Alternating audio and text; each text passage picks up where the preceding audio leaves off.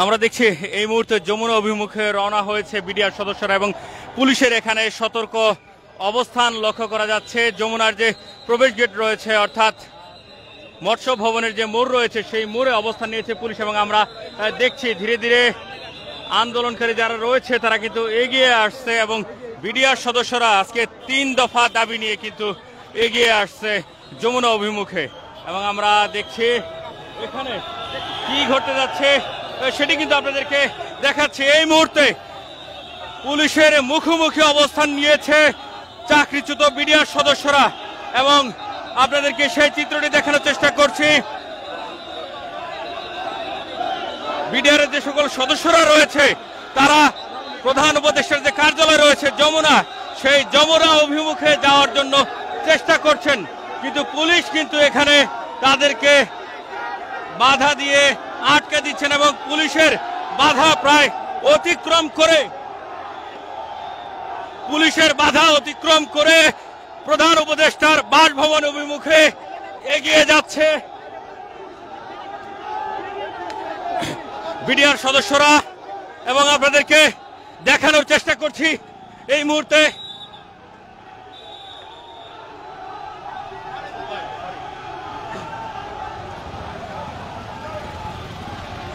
আমরা দেখছি চাকরিচ্যুত বিডিআর সদস্য যারা রয়েছে তারা প্রধান উপদেষ্টার বাসভবন অভিমুখে রওনা হয়েছে, অর্থাৎ যমুনা অভিমুখে রওনা হয়েছে চাকরিচ্যুত বিডিআর সদস্যরা।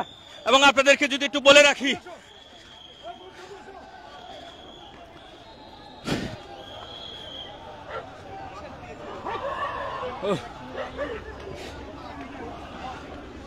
দর্শক, চাকরিচ্যুত বিডিআর যে সকল সদস্যরা রয়েছে তারা দীর্ঘ কয়েকদিন ধরেই অবস্থান নিয়েছিল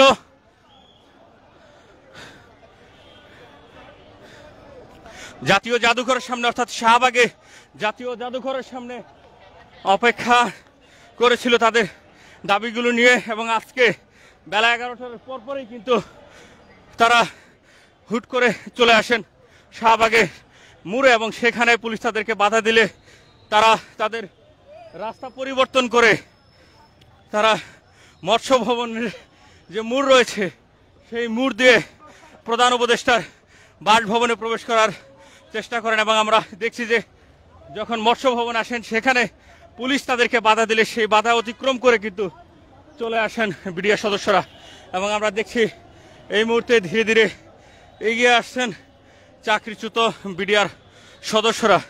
তারা মূলত 3 দাবি নিয়ে আজকের এই তাদের যে যমুনা অভিমুখে কর্মসূচি সেটি দিয়েছেন। আপনাদেরকে যদি একটু দাবিগুলো বলি, 2009 সালের 25 ও 26শে ফেব্রুয়ারি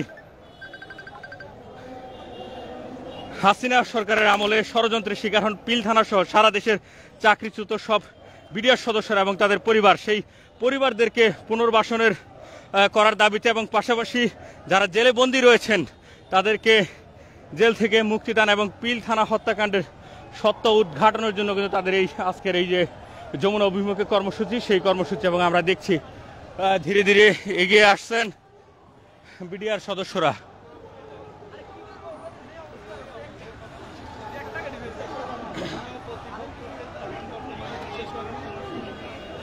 আমরা দেখছি এগিয়ে আসছেন বিডিআর সদস্যরা এবং সামনে রয়েছে পুলিশ।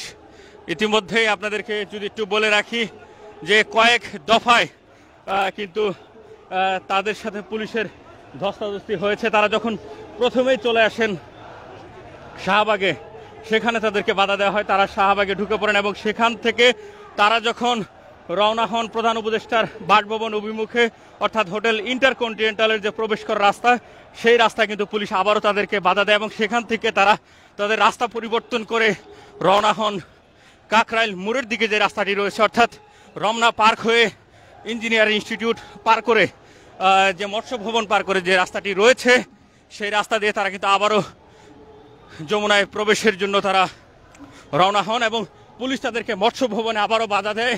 সেই বাধাকে অতিক্রম করে তারা কিন্তু চলে আসতে থাকেন এবং ইতিমধ্যে আপনাদেরকে যদি দেখানোর চেষ্টা করি, প্রধান উপদেষ্টার যে বাসভবন রয়েছে সেই বাসভবন অভিমুখে রাস্তায় পুলিশের শক্ত একটি ব্যারিকেড লক্ষ্য করা যাচ্ছে এবং এখানে যদি দেখাই একজন কিন্তু চলে এসেছেন এবং তিনি শুয়ে পড়েছেন ব্যারিকেডের সামনে।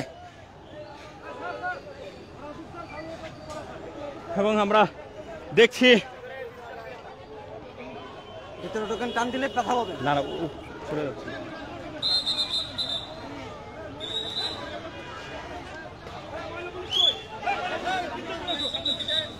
আমরা দেখছি পুলিশের শক্ত অবস্থান এবং ধীরে ধীরে মিছিল নিয়ে কিন্তু এগিয়ে আসছেন বিডিআর সদস্যরা।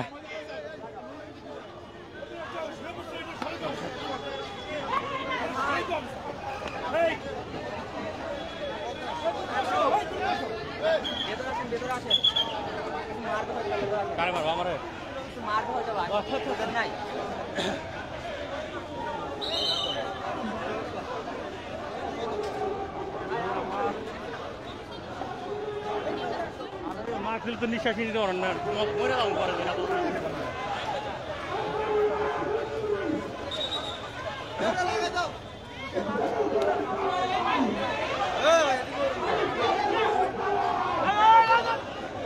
আমরা দেখছি এগিয়ে এসেছে ইতিমধ্যেই চাকরিচ্যুত বিডিআর সদস্য।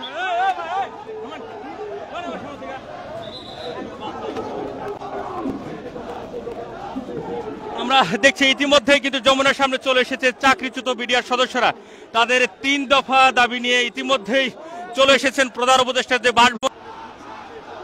আমরা দেখছি প্রধান উপদেষ্টার যে বাসভবন রয়েছে সেই ঠিক বাসভবন অভিমুখে তারা ইতিমধ্যেই চলে এসেছেন এবং এখানে তারা বিভিন্ন ধরনের স্লোগান দিচ্ছেন। এবং এই যে এখানে যে নিরাপত্তা ব্যবস্থা আপনাদেরকে যদি একটু দেখানোর চেষ্টা করি, কয়েক স্তরে কিন্তু পুলিশ এখানে রয়েছে এবং প্রধান উপদেষ্টার বাসভবন অভিমুখের যে রাস্তাটি রয়েছে পুরো রাস্তা কিন্তু পুলিশ দ্বারা সুসজ্জিত করে রেখেছে। এবং এখানে এই মুহূর্তে বিডিআর সদস্য যারা রয়েছে তারা কিন্তু এসে মিছিল দিচ্ছেন এবং তারা কিন্তু প্রথমেই আগেই ঘোষণা দিয়েছিল যে 11টার মধ্যে তাদের যদি দাবি না মানা হয় তাহলে তারা প্রধান উপদেষ্টার বাসভবন অভিমুখে রওনা হবেন এবং ঘেরাও করবেন যমুনা।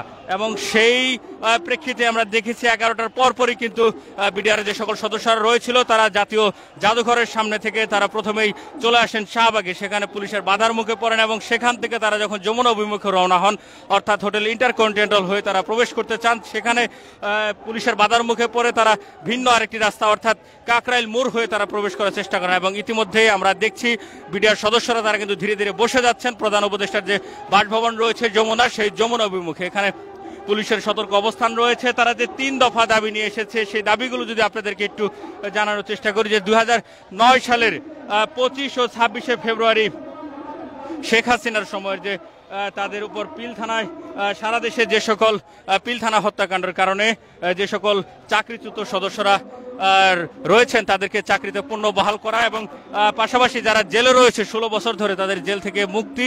এবং আরেকটি দাবি তারা করেছেন সেটি হচ্ছে পিলখানা হত্যার কাণ্ডে যে সত্য সেই সত্য উদ্ঘাটন করে তার বিচার করা। এবং এই 3 দাবি নিয়েই কিন্তু রওনা হয়েছেন বিডিআর সদস্যরা এবং আমরা দেখছি যে ইতিমধ্যে তারা কিন্তু অবস্থান নিয়েছেন প্রধান উপদেষ্টার বাসভবন অভিমুখে। এবং এখানে পুলিশের শক্ত অবস্থান আপনাদেরকে যদি একটু দেখানোর চেষ্টা করি, পুরো জায়গা জুড়ে প্রধান উপদেষ্টা ডক্টর মোহাম্মদ ইউনূসের যে বাড়ির প্রবেশ গেট সেই প্রবেশ গেটে কিন্তু রয়েছে পুলিশের শক্ত নিরাপত্তা। এবং সামনে আমরা দেখছি যে বিডিআর সদস্যরা কিন্তু এখানে তারা বসে পড়েছেন।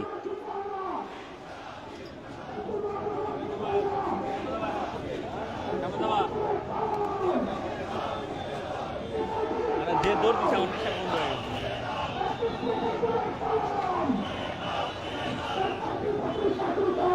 আরেকটা মোরবি নাম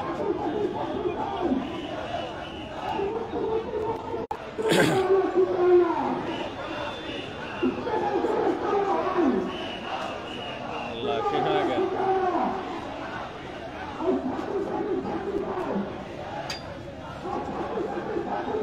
ইতিমধ্যেই বিডিআর সদস্যরা যারা রয়েছেন তারা কিন্তু চলে এসেছেন প্রধান উপদেষ্টার বাসভবন অভিমুখে। আপনাদেরকে যদি একটু দেখানোর চেষ্টা করি, পুলিশের ঠিক মুখোমুখি কিন্তু অবস্থান করছেন চাকরিচ্যুত বিডিআর সদস্যরা এবং তারা প্রধান উপদেষ্টার বাসভবন অভিমুখেই বসে গিয়েছেন এবং এখানে তাদের যে দাবি দেওয়াগুলো রয়েছে সেগুলোর প্রেক্ষিতে তারা এখানে মিছিল দিচ্ছেন এবং বিভিন্ন স্লোগান দিচ্ছেন। আপনাদেরকে সেই চিত্রটি কিন্তু সরাসরি দেখানোর চেষ্টা করছি।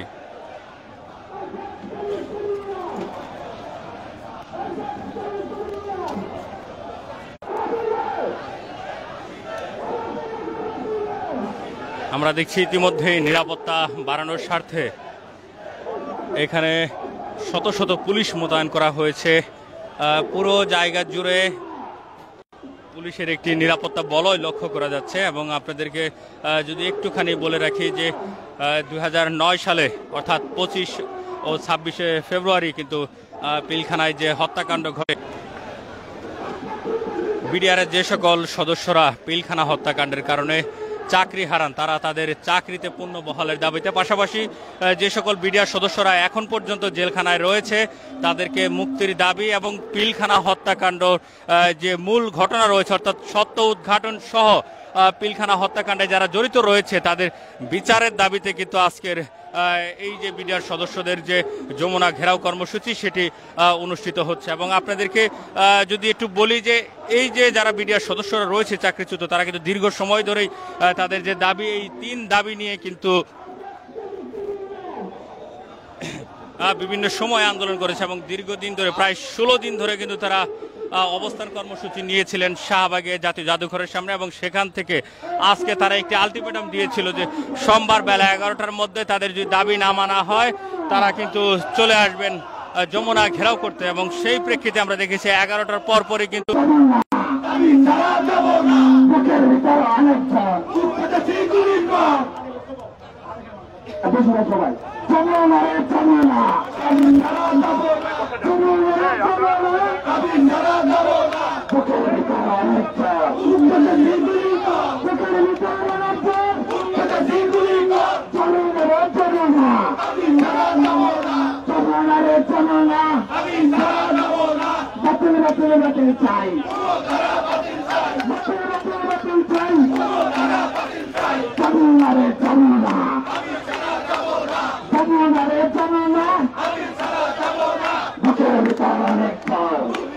আমরা দেখছি এই মুহূর্তে চাকরিচ্যুত যে সকল বিডিআর সদস্যরা রয়েছে তারা তাদের দাবি নিয়ে প্রধান উপদেষ্টার বাসভবন সামনে অবস্থান করছেন এবং এখানে তারা বিভিন্ন ধরনের স্লোগান দিচ্ছেন।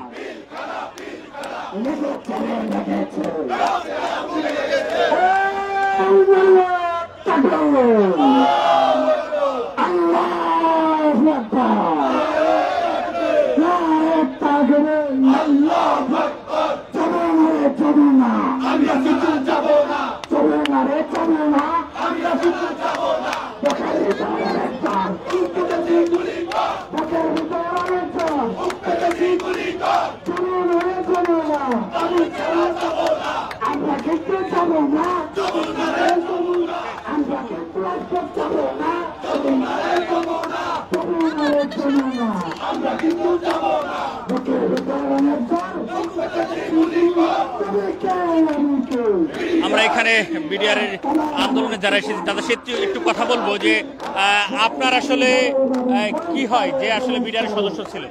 আমার আব্বু। তিনি কি জীবিত আছেন না মারা গেছেন? এবং পুরো ঘটনাটা চাই আমাদের দাবিগুলো মেনে নিক। আমাদের বাবার মতো আরো অনেক আঙ্কেল আছে যারা এখনো পর্যন্ত তাদের জামিন হয়ে গেছে কিন্তু তারা মুক্তি পান নাই। এভাবে অন্যায়ভাবে তো কাউকে আসলে আটকে রাখা ঠিক না। আমরা এইটুকু চাই যে আমাদের দাবিগুলো মেনে নেওয়া হোক, এই জন্যই এখানে আসি। এই মুহূর্তে ঠিক আপনাদের কতটি দাবি রয়েছে এবং দাবিগুলো যদি একটু বলেন।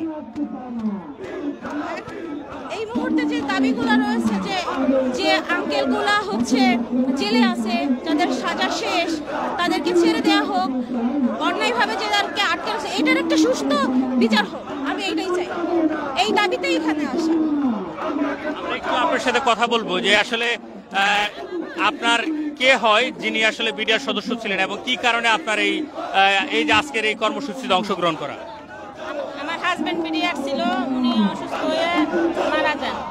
এখন আমি আসছি যে অন্য কারো হাজবেন্ড জানি তারা জানি ছাড়া পায়, মুক্তি পায়। আমি চাই যে তাদের মুক্তি হোক, আমি তাদের কাছে আবেদন জানাই।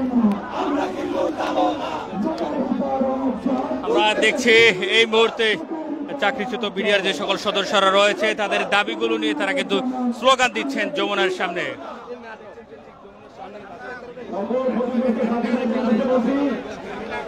আমরা যারা 22 তারিখ থেকে আজকে 7 তারিখ পর্যন্ত এই আন্দোলন পর্যন্ত এত কষ্ট সহ্য করে বিডিআর কল্যাণ পরিষদের তত্ত্বাবধানে আমরা 22 তারিখ থেকে